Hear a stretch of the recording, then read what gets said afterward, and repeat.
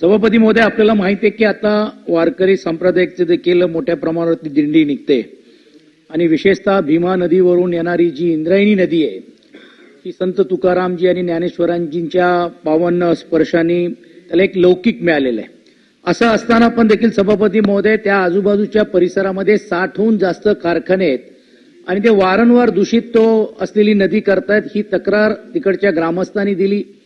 देऊ मधले आणि आळंदी मधले असलेल्या ग्रामस्थांनी पण देण्याचं काम केलं. दुर्दैवाने म्हणावं लागेल की इंद्रायणी नदीच्या बाजूला एकही सीएटीपी नाहीये, ज्याला आपण सेंट्रल ट्रीटमेंट प्लांट आपण म्हणतो. एमपीसीबीने त्याच्यातली तरतूद करण्याचा निर्णय घेतला, उद्योग खात्याने केलं, पण काही झालं नाही.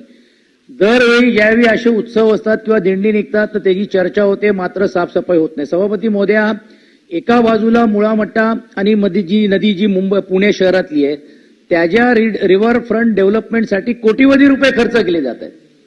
दुसऱ्या बाजूला आता आपण वारकऱ्यांना पण अनुदान देण्याची घोषणा करतोय, पण ज्यांचा स्पर्श करून ती पुढे आपल्याला ही दिंडी निघायची आहे ही अशा प्रकारे दुर्दैवाने दूषित आहेत. त्यामुळे तोच पाणीचा स्रोत ग्रामस्थांच्या विशेषतः शेतकऱ्यांना जातोय. काल परवा तर लोकांनी त्याची दिंडी काढली, वारकरी लोकांनी, आणि एमपीसीबीच्या ऑफिसमध्ये धरणं आंदोलन केलं. आमच्या शिवसेनेतल्या पक्षातले लोकांनी पण देखील, संजय मोरेजी असतील, गजानन तरकुडेजी असतील किंवा आदित्य शिरोडकरजी असतील, ते एमपीसीबीचे, त्यांनी शिष्टमंडळाच्या माध्यमातून ते नजरेत आणून दिलं. तरी सभापती महोदय त्याची दखल घेतली जात नाही. या 289च्या माध्यमातून आणि आपल्या माध्यमातून आपण शासनाला निर्देश करा की तातडीने या इंद्रायणी नदीची स्वच्छतेच्या बाबतीतली काय उपाययोजना केलेली आहे.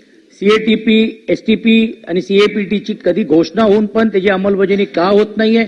एका बाजूला करोडो रुपये तुम्ही खर्च करता रिव्हरफ्रंटच्या सुशोभीकरणासाठी, एसटीपी जे असलेले उद्योगांकडनं करताय, आणि जे 60 कारखाने ज्याच्यामुळे हे जे दूषित होत आहेत त्याच्यावरती पण साधी कारवाई होत नाही. आपल्या माध्यमातून शासनाचं लक्ष वेधण्याचा माझा प्रयत्न, आपण तातडीने त्यांना निर्देश द्यावे अशी विनंती.